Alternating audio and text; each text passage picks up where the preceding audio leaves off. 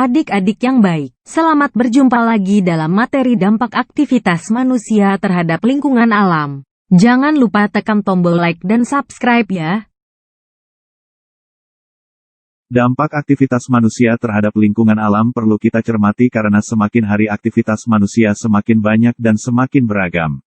Aktivitas manusia dalam memenuhi kebutuhan hidupnya dapat menimbulkan dampak terhadap lingkungan. Dampak terhadap lingkungan terjadi karena manusia cenderung eksploitatif atau mengambil sumber daya alam dari lingkungan secara berlebihan, tidak lagi sekadar mempertahankan kebutuhan hidup.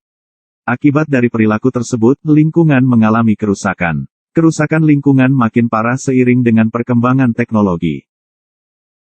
Pada akhirnya, kerusakan lingkungan berdampak buruk bagi kehidupan manusia. Ada beberapa bentuk kerusakan yang terjadi karena aktivitas manusia dalam memenuhi kebutuhannya, seperti halnya kerusakan hutan, pencemaran air, pencemaran udara, dan pencemaran tanah.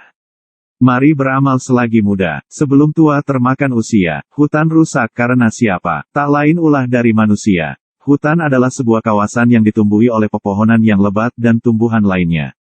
Hutan merupakan bagian yang sangat penting bagi kehidupan seluruh makhluk hidup di seluruh muka bumi.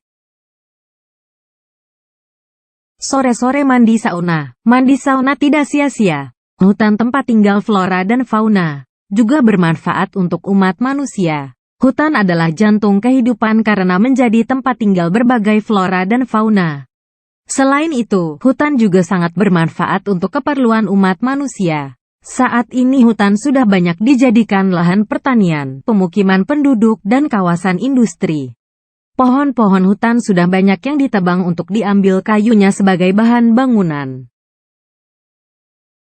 Banyaknya kebutuhan kayu untuk berbagai keperluan menyebabkan terjadinya penebangan pohon secara besar-besaran tanpa memperhatikan kelestarian hutan. Berapakah laju kerusakan hutan di Indonesia? Terdapat perbedaan data yang disampaikan oleh berbagai sumber, di antaranya FAO sebesar 1.315.000 hektar per tahun atau 1% per tahun.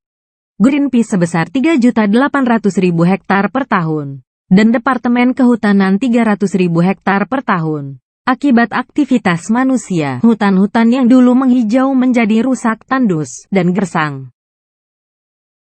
Kerusakan hutan mengakibatkan terjadinya banjir bandang, erosi tanah, kebakaran hutan, punahnya hewan dan tumbuhan, pengeringan sumber mata air dan sungai, berkurangnya produk hutan, serta pemanasan global.